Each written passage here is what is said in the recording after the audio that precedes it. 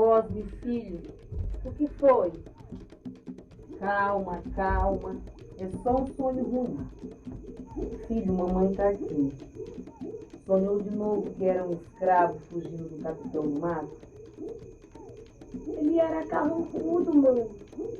Parecido com alguém que conheço. Ele queria me bater.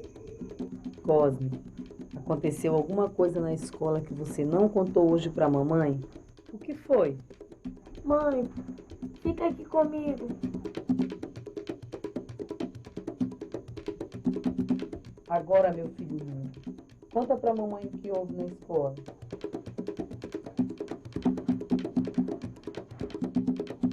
Sabe aquele sonho? Os lourinhos da sala do lado, eles correram atrás de mim de novo. Queriam me pegar para me pintar de pó de giz. Você disse para a professora? Disse, ela vai chamar a mãe de cada um deles. Mãe, agora conta aquela história dos quilombos. Amanhã não tem aula, nem depois, né? É, mas depois você tem pesadelos, filho. Conta assim mesmo, mãe. É importante a gente saber a história do Maranhão. Quando eu crescer, eu vou fazer história na universidade. Tá bom, mas só um pouquinho. Amanhã eu tenho muita coisa para fazer.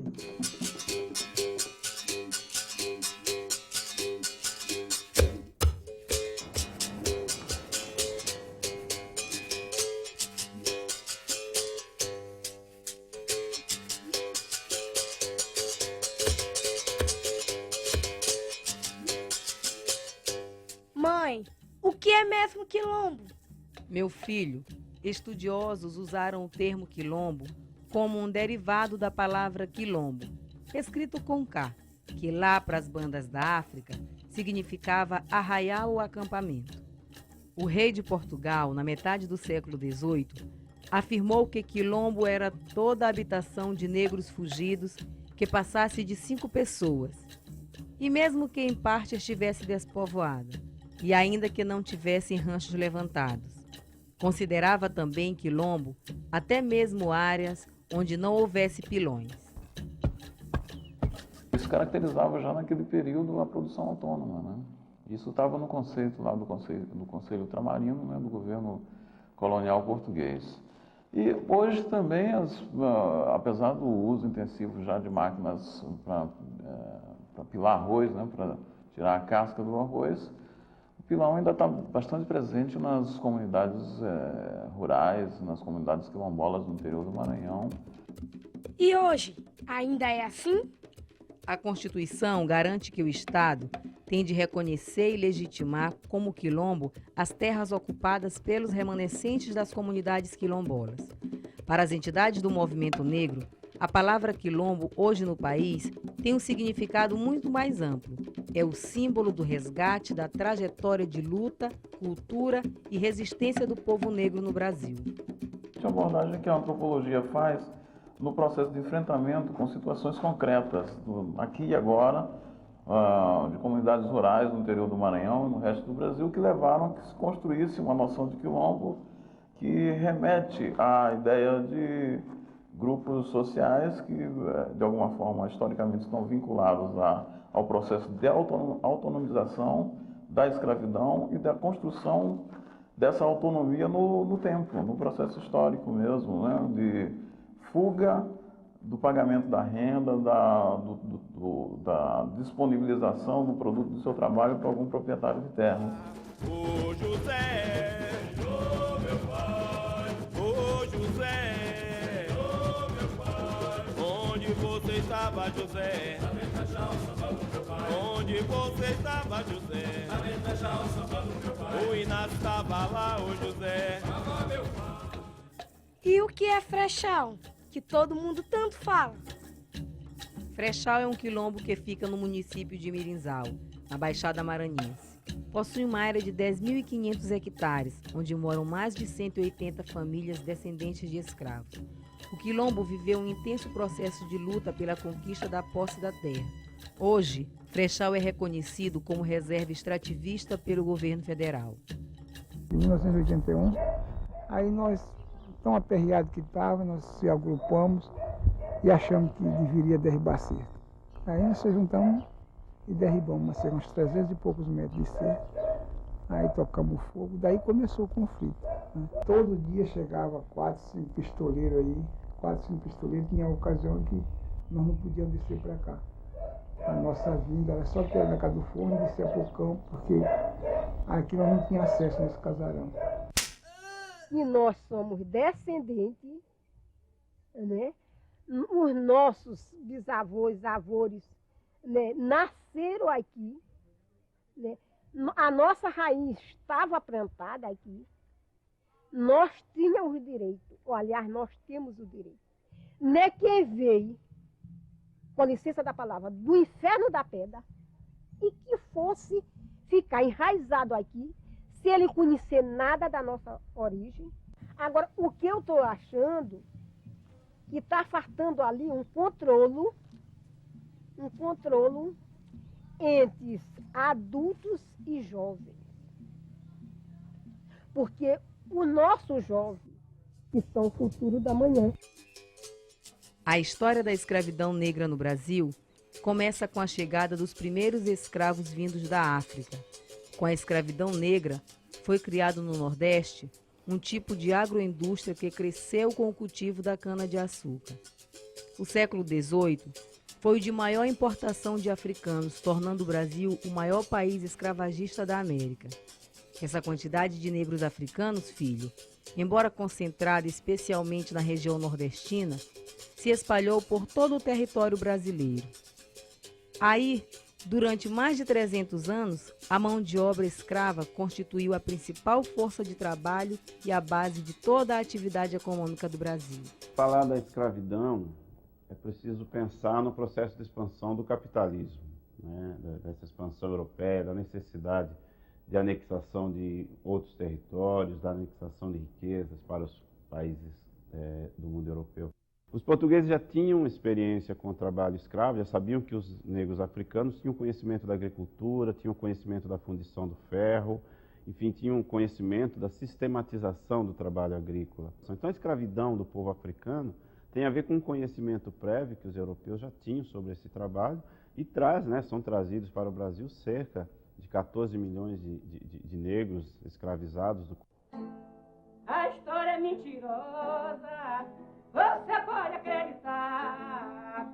A Leia foi uma farsa, mas eu teve que assinar. Cosme foi resistente, tudo não pode negar. E a nossa luta continua, quilombo é pra se libertar. Aqui no Maranhão, no município de Matões, o quilombo Mocambo de Ferro aponta curiosidade no próprio nome. E mesmo sem nenhum vestígio aparente do domínio desse elemento metálico, o nome Mocambo de Ferro não é de graça. Os negros africanos tinham um vasto conhecimento tecnológico, entre elas as tecnologias de mineração e metalurgia, a agricultura e a criação de gado, as ciências e a medicina tradicional. E Santo Antônio dos Mandingas, mãe? É terra de feiticeiro? Não tem nada com bruxaria, como fazem crer os ignorantes quando definem Mandinga. Aqui, o curioso é que não há nenhum tipo de templo, nenhuma igreja. Santo Antônio dos Mandingas fica localizado no município de São João do Soter. Mandinga, na verdade, como neste caso, é um grupo étnico africano, dentre as 46 nações de negros que foram trazidos para o Maranhão como escravos. Os quilombos no Maranhão não era apenas você saber, era o local onde os pretos fugiam e ali se escondiam no meio das matas. Não, através dos relatórios dos chefes das expedições punitivas, que até o quilombo, para prender, capturar os quilombolas e destruir toda aquela infraestrutura construída, é que só se sabe através desses relatórios, desses depoimentos. São documentos oficiais. Negro Cosme se autodenominava tutor e imperador da liberdade. Houve uma insurreição de negros dentro da balaiada. Uma revolta das camadas oprimidas no Maranhão que explodiu no ano de 1838. Revolta de vaqueiros, camponeses e comerciantes. Houve vários líderes. Cosme liderou a insurreição de escravos negros. Invadiram as terras que hoje constituem a cidade de Caxias. 3.000 negros lutaram por liberdade, igualdade, autonomia e contra a imobilização da força de trabalho, representada pela escravidão no Brasil. A organização dos negros foi a partir do Quilombo Lagoa Amarela, situado na cabeceira do Rio Preto, hoje o município de Chapadinha. Fazendo um relato da situação dos quilombolas, as vitórias são tão bem recentes. Primeira vitória é o reconhecimento da sua identidade. Que você só é alguma coisa quando você passa a gostar de si e conhecer seus objetivos. Então, essa é a maior vitória, é o reconhecimento da sua identidade. A segunda vitória é a conjuntura e o conhecimento que nós estamos obtendo através das nossas organizações. A terceira vitória é o governo que nós temos no nosso país, que abriu um leque para que chama as organizações específicas, falando na direção que nós temos propriedade, que é o povo negro, aonde o governo federal abriu acesso, a gente está discutindo as políticas públicas e a igualdade e a nossa cultura. Um passado escravizado, lágrimas de sangue, direitos negados. Nasci livre, você me aprisionou, me obrigou a te chamar de meu dono e explorou até a última gota de sangue. Suga, miserável, racista, me matou. Mulheres negras estuprou, como se não bastasse. Ouço frases dizendo assim. Existiram quilombos até mesmo em áreas urbanas de São Luís. Na região do Itaqui, ficava o Quilombo do Encantado. Segundo a crença, foi fundado por Massinocô, escrava alforriada que seria filha de nobres africanos. Lá aconteciam manifestações de tambor de mina e de crioula, na época muito perseguido pela polícia. Remanescentes de quilombos urbanos ainda resistem em bairros pobres e abandonados da periferia de São Luís. Santana, por exemplo, é um remanescente de quilombo localizado numa das maiores áreas de ocupação do Brasil, que é a Cidade Olímpica. São Luís foi, naquela época, cenário de grandes personalidades negras.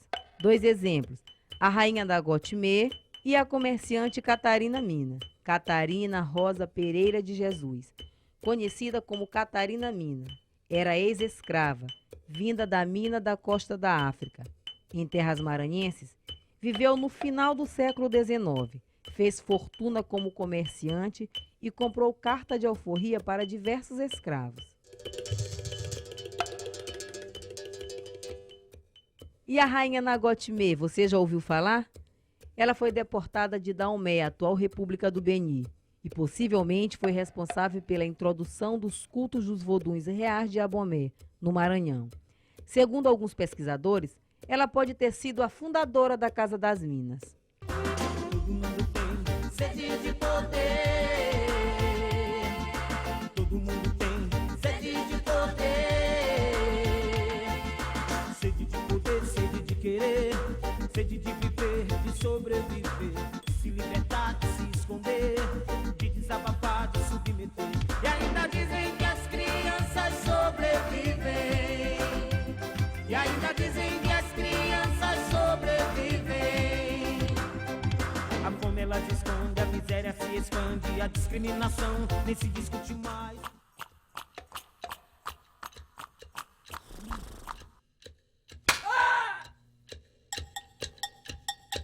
O Maranhão sempre foi conhecido pelos tratos desumanos dispensados aos escravos. No item crueldade, destaque para a figura de Ana Jansen. Entre a lenda e a verdade, Há registros que Ana Jansen submetia os escravos a toda sorte de suplícios e torturas, que terminavam quase sempre em morte. No sítio Piranhenga, próximo ao centro da capital, ainda existe senzala e lembrança viva dessa época. Ana Jansen. A história também conta que Ana Jansen tinha no fundo do quintal, em São Luís, um poço profundo que continha uma mistura de água, enxofre e cal, onde jogava seus escravos, depois de moê-los a chicote.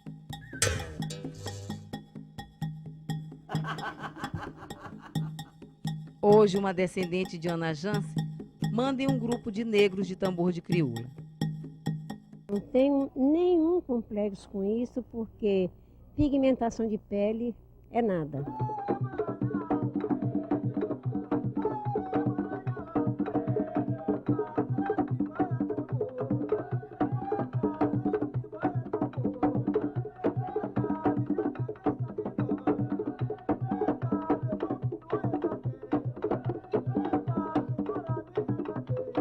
O avô dizia muito que nas madrugadas passava a carruagem de Ana Jansen, aonde fazia aquele sucesso total.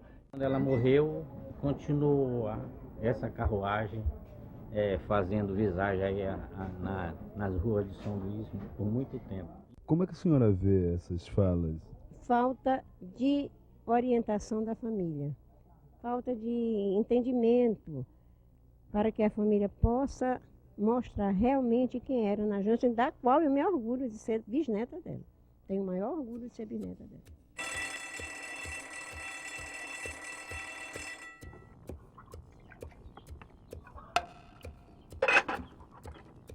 Para!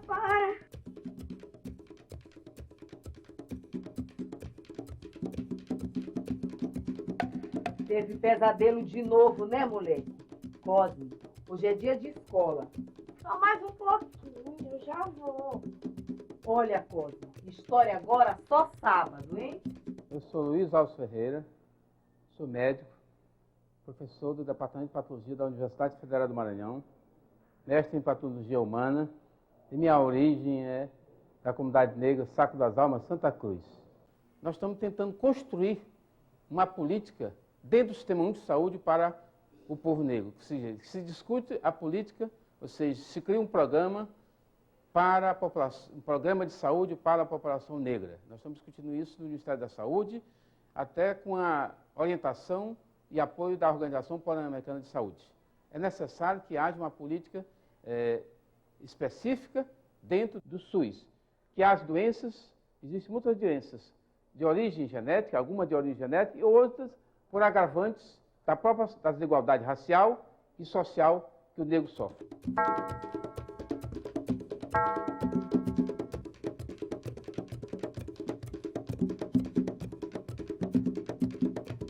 Aonde foi parar a documentação sobre a história de escravidão e resistência dos negros? Nos arquivos públicos, cartórios, igrejas e nas fazendas centenárias espalhadas pelo interior do Maranhão. Santa Cruz, por exemplo, foi a última grande fazenda maranhense do século XIX, que sobreviveu ao fim da escravidão. Todo o acervo histórico da antiga fazenda está ameaçado. Traças e cupins conhecem muita história do Maranhão. Ao povo resta a versão que o sistema de ensino vem apresentando nos últimos séculos. Para você ter uma ideia, filho, a edificação da Fazenda Santa Cruz data de 1812. Localizada na região do Baixo Parnaíba, a antiga fazenda prosperou como usina produtora de arroz e cana-de-açúcar. A história da fazenda guarda até hoje fatos marcantes da escravatura negra. Além de representar parte da memória da escravidão, é um testemunho da vida rural do Maranhão. É um retrato do apogeu e da decadência da economia, que se nutriu do trabalho escravo.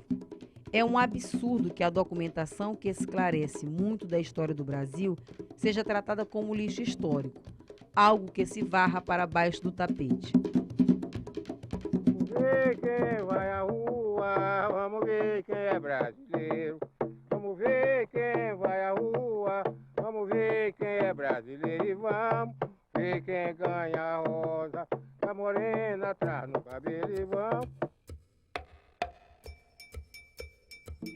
Depois de enfrentar os horrores da escravidão, os negros do Maranhão também tiveram a experiência de viver sob o mando e domínio dos coronéis, que eram proprietários rurais, homens de posse, que dominavam a política de suas regiões e exerciam funções que os faziam temidos e obedecidos. Na antiga fazenda Santa Cruz, o coronelismo levou muito tempo para acabar. A escravidão deixou uma herança trágica de mando, subserviência e dominação. Na fazenda Santa Cruz, os negros trabalharam em regime de escravidão até bem pouco tempo, lá pela metade da década de 80. O coronel era Domingos Pacífico, parente do ex-presidente da República, General Castelo Branco. Do escravidão era apanhando taca no lombo. Os proprietários da fazenda obrigavam os agregados a obedecer a uma cartilha de 14 deveres, que não podia jamais ser desrespeitada. Eu trabalhava de copeira. Eu varria aquela casa, ó. Daqueles quartos lá, rodeando, lá na varanda de fora, vinha ficar bem aqui nessa... Depois da dispensa tem aquele outro quartinho. Essa parte aí, sábado, era sexta e sábado. Agora, segunda e terça, eu gomava roupa. Quarta-feira, eu lá varria essas varandas aí. 3 varandas que tem. Essa do jantar, a do jardim e a de fora. Fazia esse serviço o mês todinho. E tinha meus meninos pequenos, eu saía de lá de manhã. Chegava 8 horas da noite, lá em minha casa todo dia. Eu não gostava muito, não. Eu não vou mentir. Eu não gostava. Porque elas não tratavam a gente bem. A gente tomava uma xícara de café com farinha, né? Comia feijão apresentado com farinha. De tarde comia arroz branco. Sim, com a esposa dele. Agora, no tempo da véia, a mãe dele, ela dava um osso de carne pra gente comer com arroz branco. Ela dava um caldo de cozido, faz aqueles cozidão, né? Aí ela dava pra gente o resto que vinha dali, ela dava pra partir aqui em riba desse banco. Esse banco aqui que era de partir comigo. Ainda hoje, o Maranhão é o estado campeão em mão de obra escrava no Brasil. Em pesquisa realizada pela Organização Internacional do Trabalho, OIT, o Maranhão é exportador de mão de obra escrava para estados da Amazônia. Essa pesquisa aponta ainda que a exploração dessas pessoas ocorre em 47 municípios maranhenses. As pesquisas não apontam para o recorte étnico, mas não é difícil descobrir que a maioria dos escravos contemporâneos também é negra. O trabalhador precisa de terra, né?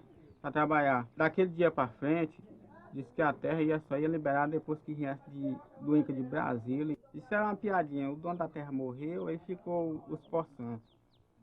Aí, quando os donos viajaram, os porcos e os bodes tinham tomado de conta da área de terreno. Era nós que estávamos dentro do grupo lá, com ele. Lá. Até hoje, os órgãos governamentais perpetuam a mentalidade escravocrata de que negro não tem direito à terra. Isto não é dito, mas é a prática da dissimulada democracia racial que continua injustiçando a comunidade negra do campo. A situação fundiária dos territórios ocupados há séculos por populações negras, amplamente conhecidos como quilombos, despertou a atenção das entidades do movimento negro no Brasil. Em 2003, nós conseguimos identificar, né, mais 43, quer dizer, mais 42, 443 comunidades negras rurais remanescentes de quilombos ou terras de preto, né, que é a denominação daqui do Maranhão, nessa região que nós temos. Sim, daí o projeto começou a fazer essas visitas nessas comunidades através de cargos paroquiais, né, contato com os sindicatos de trabalhadores rurais, né, para saber onde se localizava essas comunidades, se realmente existiam essas comunidades, né, principalmente na região do Gurupi, Médio Mearim, na região do Muni, né, e Itapecuru e região dos Cocais, quer dizer, grande incidência de negros ali, né, escravizados, né, que chegavam através dos portos ali. Então, daí o projeto começou a estudar, a ver a situação de cada uma delas, né, está estudando a situação de cada uma delas, e por incrível que pareça, a maior situação, a situação que aparecia mais, era a situação de conflito, em que as comunidades estavam ali à mercê porque não tinha uma política séria e definida com relação aos territórios dos remanescentes quilombos, territórios quilombola. A dívida contraída com o povo negro, que foi oprimido e escravizado, levou o movimento negro a lutar em 1988 para que fosse assegurado na Constituição brasileira o direito à terra das comunidades quilombolas. Esta luta resultou no artigo 68 do Ato das Disposições Constitucionais Transitórias da atual Constituição Federal do Brasil. A comunidade de Saco das Almas tem uma história exemplar de luta pela posse da terra e pela dignidade de seus integrantes. E hoje, o grande inimigo do quilombo Saco das Almas é a soja, que já causou consequências ambientais, sociais e até mesmo econômicas para a região sul do estado. Agora avança para o Baixo Parnaíba e ameaça povos tradicionais, no caso, as áreas das comunidades quilombolas. É que esses gaúchos estão lá fora, vieram do sul e chegaram aqui e pegaram a rodear o Saco das Almas. Vieram fazendo esse ameaço aqui ao redor de nós, mas até hoje está com 9 dias que eles começaram a entrar aqui, né, para fazer essa desmatação. Dentro do Saco das Almas, essa chapada aqui do Saco das Almas, eles estão devorando, começaram a estar aqui, dentro dessa barraca, desses gaúchos, que está hoje com 9 dias que eles começaram esse devastamento. Um afrontamento, eles estão invadindo sem comprar e sem promissão, nem de governo e nem da comunidade. Foi verdade, companheiro. Essa formação do Saco das Almas foi com preto vindo da Angola, foi com preto vindo da África, trazido pelos grileiros, e aqui surgiram esse trabalho do Saco das Almas. Essa doação do Saco das Almas foi feita por Sérgio Maria. Não, meu nome é Domingos Francisco Dutra Filho, mas mais conhecido como Domingos Dutra. Sou advogado de profissão, sou um dos fundadores do PT no estado do Maranhão e nesta condição já exerci cargo de deputado estadual por um mandato de deputado federal, um mandato de vice-prefeito de São Luís e agora estou novamente como deputado estadual pelo PT. Saco das Almas perdeu a terra para o latifúndio e depois, com sangue, suor e lágrimas, conseguiu recuperar esta terra na luta, e Alcântara está resistindo para não perder a sua identidade, para não perder a sua base física, que é a terra. Portanto, há muita identidade nesse momento de democracia que o país avança. Essas identidades tendem a se fortalecer porque os remanescentes de quilombos são parte integrante da formação do povo brasileiro. Salve, salve, guerreiros, África, periferia, clã nordestina, peste negra aí. Anuncia, reverencia a rebeldia contra a burguesia que te aprisiona, te deixa em coma, refém da covardia. Lembranças causam dor, sei quem colonizou, sei quem também matou. Quem é guerreiro jamais se entregou. Aqui ficou o sofrimento em cada rosto preto. O invasor português, o burguês brasileiro. Nos roubaram o trabalho, nos roubaram a glória. Quando vencermos a guerra, resgataremos a história.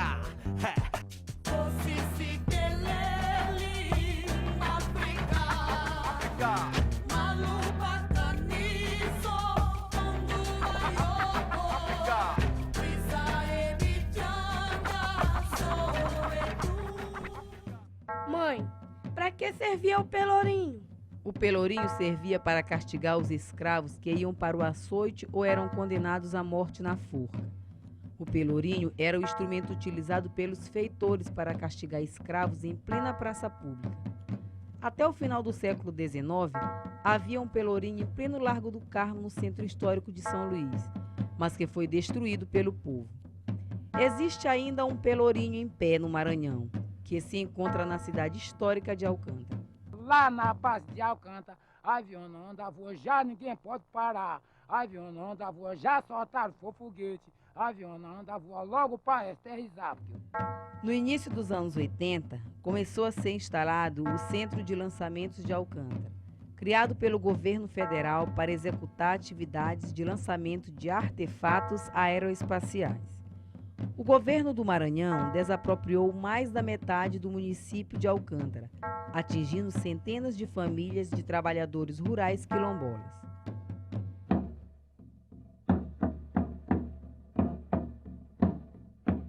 cada um tem um lote com 17 hectares de terra, aonde cada um tem que plantar e morar aonde eles determinaram.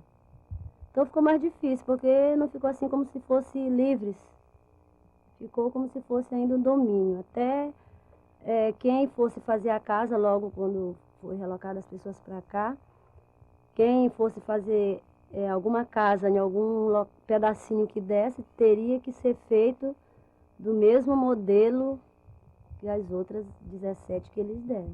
Quando chove muito, a telha não é boa, aí respinga, que é obrigado as pessoas a levantar de madrugada para estar cobrindo as crianças, cobrindo as coisas que tem. Então é muito difícil.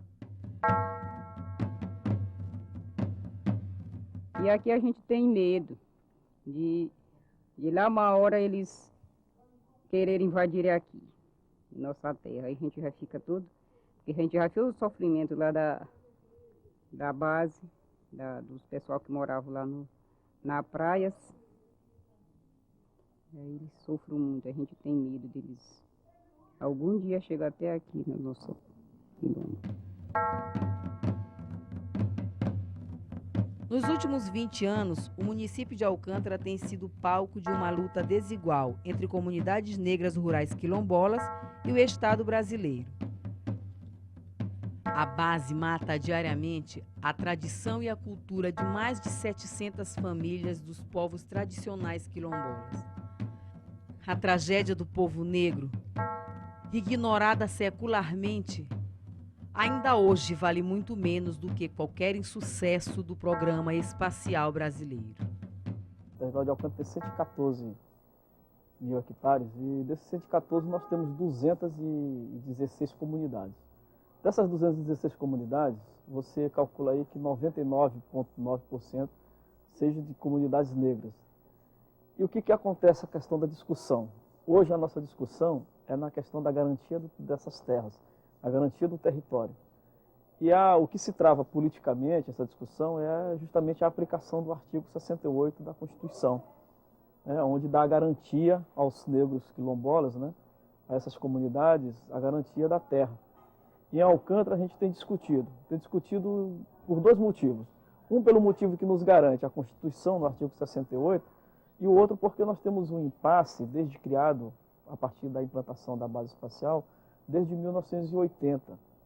E que justamente a base está implantada no território das comunidades negras, né? E essas comunidades foram obrigadas a serem deslocadas e jogadas numa área de terra muito árida, onde essas pessoas perderam todo um referencial cultural, perderam todo um modo de vida, né? E hoje passam bastante dificuldade.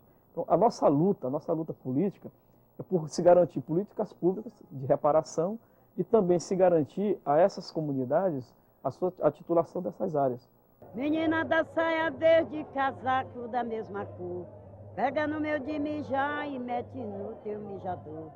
Menina da saia verde, casaco da mesma cor, pega no meu de mijar e mete no teu mijador. Eu não dou, xirimeu eu não dou, xirimeu eu não dou, xirimeu eu não dou, xirimeu. Sai daí, nego indecente, educação Deus não te deu. Tu morre de dente seco, mas não pega xirimeu, que eu não dou. Xirimeu, não dou, xirimeu, eu não dou, xirimeu, eu não dou. Pensa, mãe. Meu filho, como foi seu dia hoje? Corrido, como sempre, velho. Eu tô chegando de uma das reuniões das entidades do movimento negro. Mãe, tem muito projeto interessante sendo pensado. A negrada tem avançado bastante. Mãe, o movimento negro tem um número expressivo de entidades, mais de 20 em todo o estado. Infelizmente não tem um fórum, uma agenda em comum. A luta não é fácil, mas com Jussara e Pimenta a gente mantém a esperança e seguimos em frente. Olha, Cosmo, eu passei a minha vida inteira levantando a bandeira de luta das mulheres negras. Agora quero também contribuir com outras coisas no movimento. Trabalhar com cultura. Ajudar o tambor de crioula, o boi de zabumba, que também é movimento, que também faz política, que também são patrimônios do povo negro.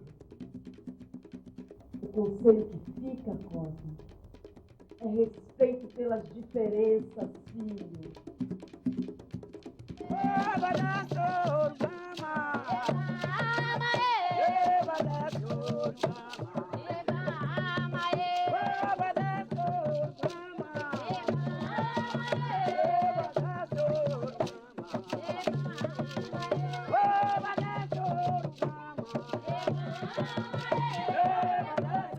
As lideranças quilombolas amadureceram suas estratégias de atuação e de reivindicação dos direitos dos moradores das áreas remanescentes de quilombos. Organizaram-se. E hoje, mãe, existe a Coordenação Nacional de Articulação de Quilombos, a CONAC, que lidera essa luta em todo o país, em favor das comunidades negras rurais. Esta instituição tem formulado reivindicações que se concentram em 3 principais eixos: a titulação definitiva de novas terras, a instalação de infraestrutura nas áreas e a liberação de crédito para a produção e a comercialização.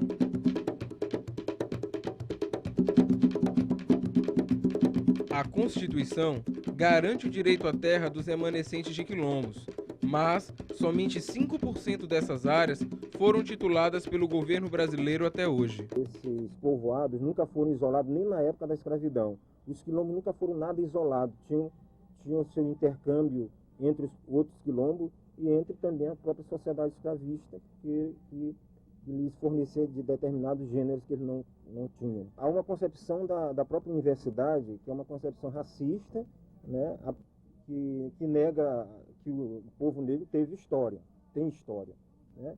E tanto é que eles se arvoram a ser o construtor dessa história do povo negro, né?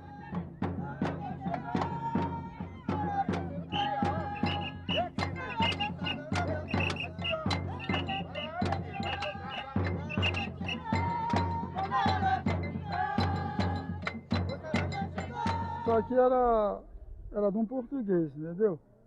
Era de um português. E nesse tempo, foi tempo das escravaturas, quer dizer que esse português tinha três pretas da estimação deles, né? Que era o responsável por trabalho, por tudo, prestava conta de tudo com ele. Era Joaquina Crioula. A outra era Libânia Dita, escrava, eles tomaram conta dessa terra. Agora daí foi formando a geração. Essa terra aqui quem manda somos nós. Aqui não manda padre, aqui não manda governador, aqui não manda nenhum desses aí, quem manda é nós. Quer dizer que essa terra aqui, nós mandamos, é mesmo que uma história que tem no Frechal. É a mesma coisa. Aqui para ficar não vem. Se for a passeio, vem. Mas para ficar é de acordo.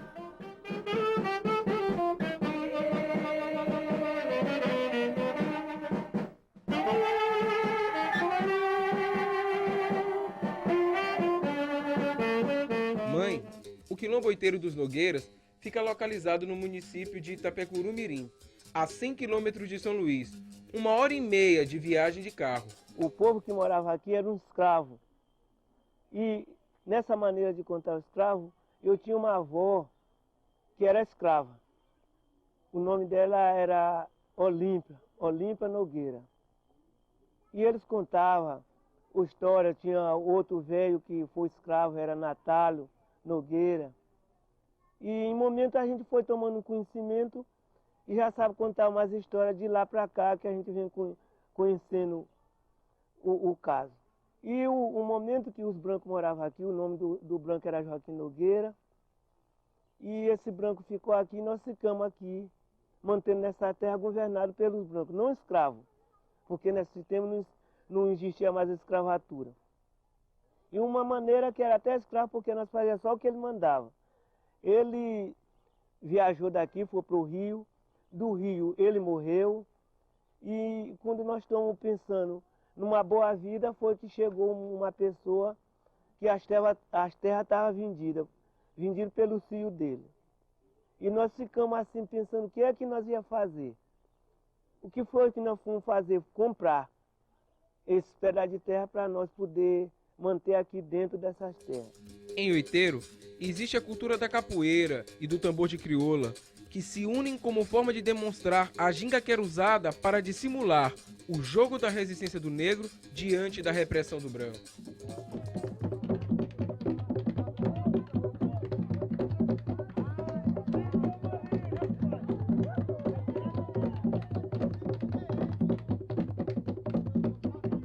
A luta do negro vem desde os tempos da escravidão.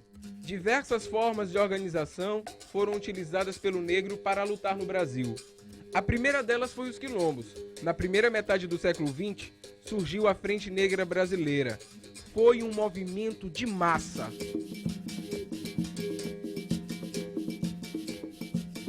O Centro de Cultura Negra do Maranhão foi fundado em setembro de 1979. A entidade foi criada com o objetivo de lutar pela organização política e cultural do negro no Maranhão.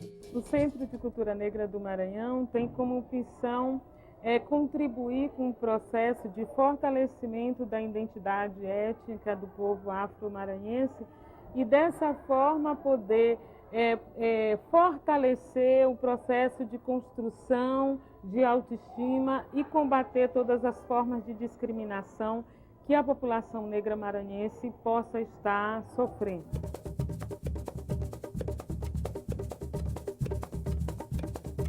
Quando eu drobo o canto, ele diz, aí, essa preta nojenta, só urubu, tu foi dar parte aí, papai não resolveu, agora vai dar parte na polícia. Eu digo, pois eu vou mesmo. Quando eu disse assim que eu ia dar parte, ele me deu um tapa. Disse que ele me dá um tapa, eu dou uma pedrada na cara dele. Aí começou os problemas. Só que lá, na delegacia, eu não estou lá na delegacia como a vítima. Eu estou como a bandida. Eu estou como eu que tenha ido na casa dele, dali nele. Não, se a justiça não procurar saber quem é que está direito e quem é que está errado nesse negócio, tá vendo? Eu te juro para ti, como eu não vou mais acreditar mais em nada nessa vida. Eu tenho coragem de tomar veneno. Te juro para a Cristo. Porque, olha...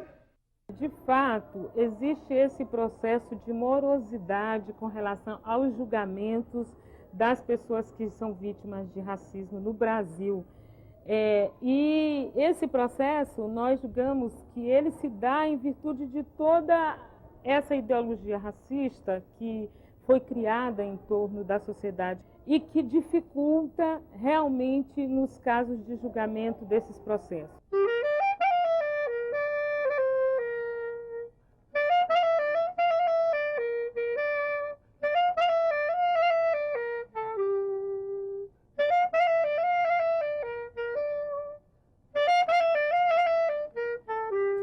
O negro sempre fez política nas mais diversas dimensões. Não podia ser diferente no campo político. O PN, Partido Negro, é uma aspiração antiga. E no Maranhão, o mais aguerrido dos militantes do movimento negro e das lidas partidárias é o João Francisco, com projeção nacional. Agora, sobre a política em relação aos negros aqui no Maranhão, tanto a nível de Estado como a nível de prefeitura, nós não temos tido grandes vitórias. Isso para nós é ruim, porque apesar de estarmos, não só eu, como um número razoável de negros integrados na política partidária, e em vários partidos, não temos conseguido, apesar de termos gente competente, entende? E com a ida do nosso pessoal à universidade, essa correlação de força mudou muito, né? Mas aqui isso não interessa muito. Não interessa porque os negros aqui são vistos para bater palma, para dançar, porque dançar fica dançando mesmo, não é que a gente não queira que nosso pessoal dance, é importante porque faz parte da nossa cultura, faz parte do espírito do nosso povo, mas ficar só dançando, você não vê que nenhum negro tenha se projetado aí, não são vistos como pessoas competentes, mas temos gente competente. E atenderemos gradativamente todas as demandas legítimas dessas comunidades quilombolas do Estado do Maranhão. Foi um desafio muito grande para o governo do Estado, não se tinha experiência de como trabalhar nessas comunidades, mas fomos aprendendo juntos, nós técnicos e as comunidades. Fizemos uma grande parceria e os resultados são altamente satisfatórios, avalizados, né, pelo Banco Mundial, que fez toda uma avaliação e chegou à conclusão que a experiência no Maranhão é uma experiência pioneira.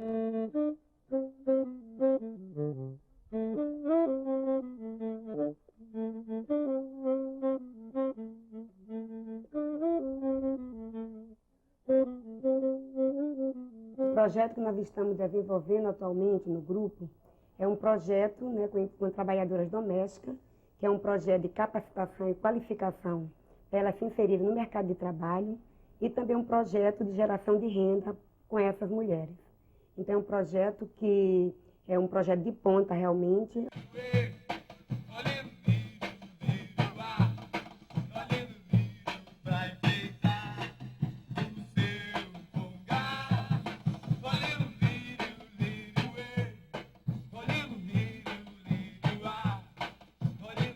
Diante dessa realidade apresentada para nós, a missão institucional é voltada para dar empoderamento para essa população, né?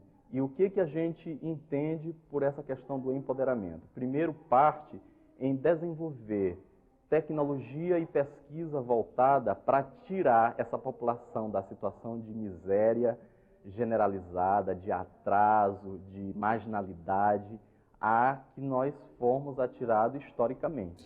O Conselho Municipal das Populações Afro-Maranhenses, Comafro, foi criado com a finalidade de deliberar em todas as esferas administrativas de São Luís políticas públicas específicas.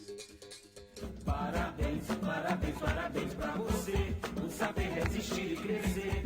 Igualdade é o sonho de todos nós. Parabéns, parabéns, parabéns pra você, mãe Andresa Banjar os Reis. A cultura não deve morrer. Maria Firmina foi a primeira escritora e poetisa negra maranhense.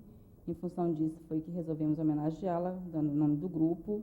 E o preconceito contra a mulher negra são muitos até hoje. Em pleno século XXI, a gente consegue perceber isso no mercado de trabalho, nas salas de aula, na direção das empresas, inclusive nos movimentos sociais. Então, o preconceito ainda é gritante. Me responda, por favor, se essa toalha molhada, de tanto lavada, consegue enxugar tanta dor. Não fomos só escravos. Tivemos os mais diversos perfis profissionais, antes mesmo da chegada a este país. E hoje não somos apenas jogadores de futebol e sambistas. Somos muito mais. Somos 48% da população brasileira, mas só correspondemos a apenas 1% dos que ocupam postos estratégicos no mercado de trabalho. O mercado é pouco, principalmente para o negro, né? Nós somos ainda discriminados nessa nossa profissão. No Maranhão, jornalistas, educadores e outros tantos profissionais ligados ao movimento negro criaram uma ONG, Terra de Preto, um grupo de comunicação e educação popular que está lutando para concretizar a criação do MISAFRO, Museu da Imagem e Som Afro-Maranhense. A proposta é estabelecer meios de produção e exibição em multimeios, com valor para o ensino fundamental e médio. Ela é muito mais abrangente quando vai catalogar todas as resistências negras, não só na capital, mas também no interior, nos outros quilombos. Não adianta para o MISAFRO, não adianta trazer peças e mais peças, mas sim referendar aonde está a resistência do negro no país. A resistência do povo negro se alicerça na força da religião. O tambor de mina é o mais tradicional culto de origem africana existente no Maranhão. Existem dois grupos mãe dos antigos terreiros, a Casa das Minas e a Casa de Nagô.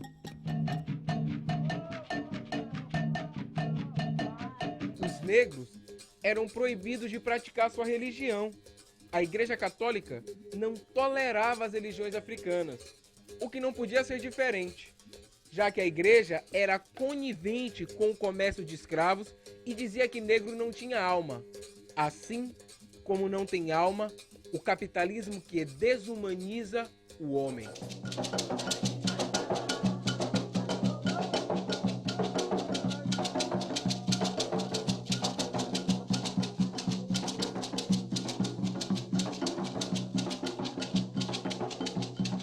E o futuro?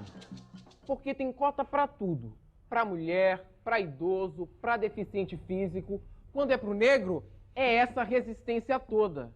Então, galera, para finalizar, preto é cor, negro é etnia, é raça. E não tem esse negócio de mulato, de pardo, de marrom.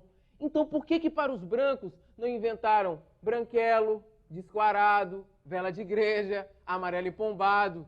Olhem, o nosso futuro como cidadão depende do que a gente fizer aqui e agora.